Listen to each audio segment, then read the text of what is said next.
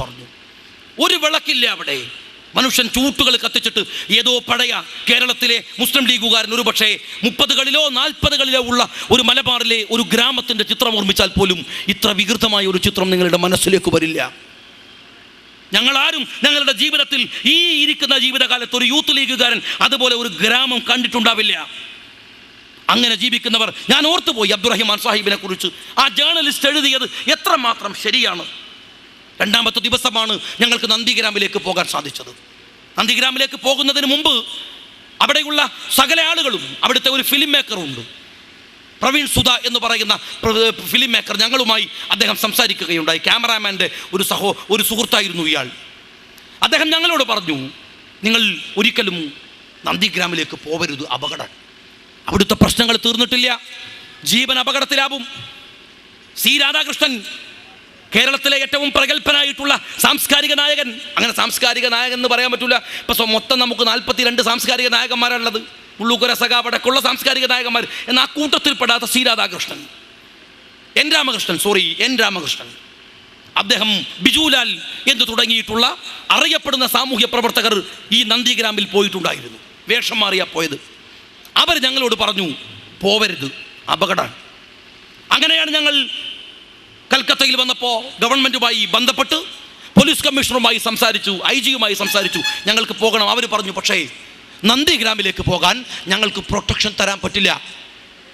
ബനാത്വാല സാഹിബിനോട് പറഞ്ഞു, പറ്റില്ല. എന്താണ് കാര്യം? സഖാക്കളെ കേൾക്കണം നിങ്ങൾ. നന്ദിഗ്രാമിൻ്റെ 7 അയലത്ത് പോലും പശ്ചിമ ബംഗാൾ പോലീസിന് കയറാൻ പാടില്ല, കോടതിയുടെ ഉത്തരവാണ്. കേരളത്തിൽ അങ്ങനെ സംഭവിച്ചാൽ എന്താവും? മലപ്പുറത്തേക്ക് കേരള പോലീസ് കയറരുത്, CRPF വരട്ടെ എന്ന് പറഞ്ഞാൽ കേരളം ഭരിക്കുന്ന ഒരു ഗവൺമെന്റിനോട്, ആഭ്യന്തരമന്ത്രിയോടുള്ള പൊതുജനത്തിന്റെ സമീപനം എന്താവും? കൽക്കത്തയിലെ പോലീസിന്, ബംഗാളിലെ പോലീസിന് നന്ദിഗ്രാമിലേക്ക് കടക്കാൻ അനുമതിയില്ല. നന്ദിഗ്രാമിൻ്റെ അതിർത്തി വരെ ഞങ്ങൾ വരാം. അങ്ങനെ പോലീസ് അകമ്പടിയോടുകൂടിയാണ് ഞങ്ങൾ ബനാത്വാല സാഹിബിൻ്റെ നേതൃത്വത്തിൽ ഞങ്ങൾ പോയത്. അങ്ങനെ നന്ദിഗ്രാമിൻ്റെ അതിർത്തി കൊജൂരി വില്ലേജ്. ആ കൊജൂരി വില്ലേജിലെത്തിയപ്പോൾ അവിടെ നിന്ന് പോലീസുകാർ സല്യൂട്ട് അടിച്ചു. ഞങ്ങൾ വൈകുന്നേരം നിങ്ങൾ എത്ര മണിക്ക് വരും, ഞങ്ങളുടെ സമയങ്ങളൊക്കെ ചോദിച്ച് പോലീസ് മടങ്ങി.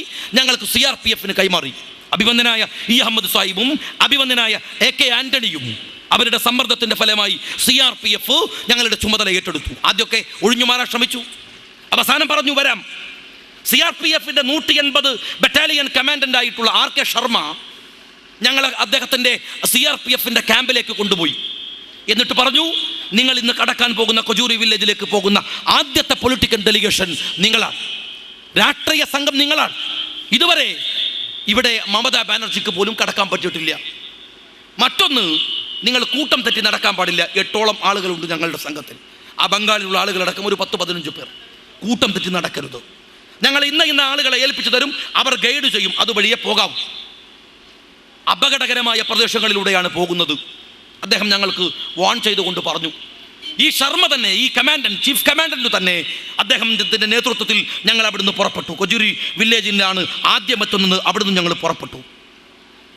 അങ്ങനെ പുറപ്പെട്ട് ഇത്തിരി അങ്ങോട്ട് പോയി ടാർ റോഡുകളൊക്കെ അവസാനിച്ചു. വളരെ നയനമനോഹരമായ കാഴ്ചകളാണ് പിന്നെയുള്ളത്. ഒരുപക്ഷെ നമ്മളുടെ ഈ പാലക്കാടൻ നെല്ലറ എന്ന് പറയുന്ന നമ്മളുടെ നാട്ടിലെ പാലക്കാടൻ ഒരു ഉൾഗ്രാമത്തിലൂടെ സഞ്ചരിക്കുന്നത് പോലെയാവും. നെൽപ്പാടങ്ങൾ ഇങ്ങനെ നോക്കത്താ ദൂരത്തോളം നടക്കുകയാണ്. വയനാട് എന്ന് പറയുന്നത് വയൽ നാട് എന്നായിരുന്നു, വയലിൻ്റെ നാട്, നെൽകൃഷിയുടെ നാട്. ആ വയനാട്ടിൽ പോലും ഞാൻ ഇതുപോലെ ഒരു കൃഷിയിടം കണ്ടിട്ടില്ല.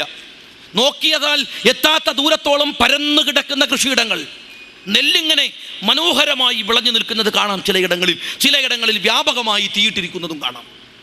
ഈ നെൽമണി എന്ന് പറയുന്നത് നമ്മളുടെ നാട്ടിലെ ഒരു ഗോതമ്പ് മണിയേക്കാൾ വലിപ്പം ഉണ്ടാവും.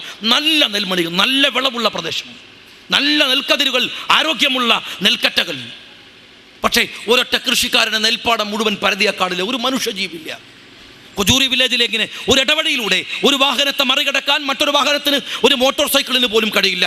അത്ര ഇടുങ്ങിയ വഴിയിലൂടെ ഞങ്ങൾ ഈ എഫക്റ്റഡ് ഏരിയകളിലേക്ക്, നന്ദിഗ്രാമിൻ്റെ ഏരിയകളിലേക്ക് കടക്കുകയാണ്. കൊജൂരി വില്ലേജ് കടന്ന് ഇത്തിരി എത്തിയപ്പോഴാണ് RK ശർമ്മ അദ്ദേഹത്തിൻ്റെ വാഹനം നിർത്തി ഞങ്ങൾക്ക് അകമ്പടി സേവിക്കുന്ന മിലിറ്ററിയിലെ ആളുകൾ മുഴുവൻ ഇറങ്ങി. എന്നിട്ട് കാണിച്ചു തന്നു, റോഡിനോട് ചേർന്ന് 2 അടി മാത്രം അപ്പുറത്ത് നീളത്തിൽ ഇങ്ങനെ 5 കുഴികൾ കാണാം. 1, 2, 3, 4, 5 എന്ന് ഇവർ മാർക്ക് ചെയ്തിരിക്കുന്നു വെളുത്ത മഷിയിൽ ഈ മിലിറ്ററി കാർ. ഇന്നൊരു പക്ഷേ ചന്ദ്രികയിൽ ലേഖനത്തിൽ അവരുടെ ഒരു വല്ലാത്ത മുഖം നിങ്ങൾക്ക് കാണാം.